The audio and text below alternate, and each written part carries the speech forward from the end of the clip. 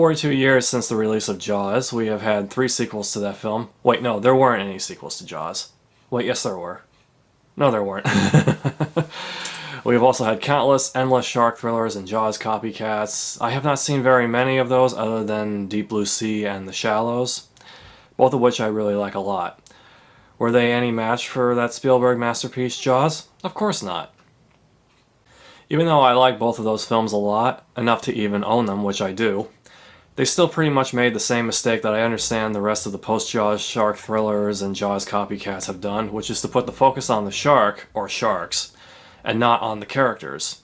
It wasn't only the suspense or the shark that made Jaws work so well, it was the human characters which were well written and well acted by terrific actors. This new film, 47 Meters Down, makes the same choice, or same mistake I should say.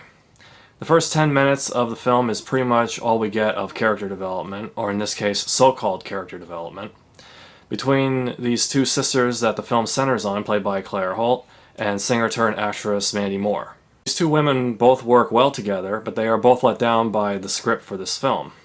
Their motivation for going out on a boat into shark-infested waters and getting into this underwater shark cage, which then accidentally sinks 47 meters down to the bottom of the ocean with them inside it when the cable cuts loose, is pretty weak writing.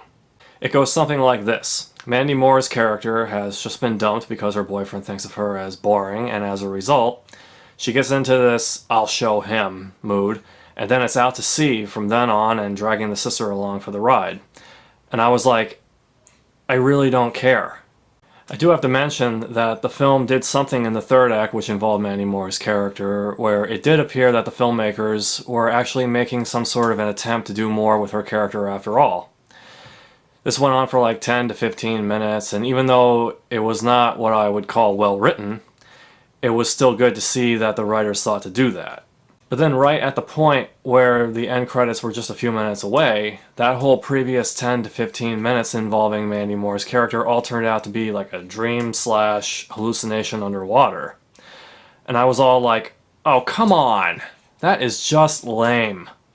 I'm sorry, but that was just a twist that ruined the potential of this character and could have been the conclusion of a nice character arc for her. I really don't have much else to say other than that the suspense scenes involving the sharks are predictable and the CGI sharks are good but certainly not great. Also, the director, Johannes Roberts, if that's how you pronounce it, his name is above the title as if he is John Carpenter or something. That made me chuckle a little because he has quite a ways to go before he can be in the same club as somebody like Carpenter. I understand that this was originally going to be a straight-to-DVD release, but surprisingly it ended up becoming a theatrical release. Maybe it should have gone straight to DVD because that's pretty much the quality of this film.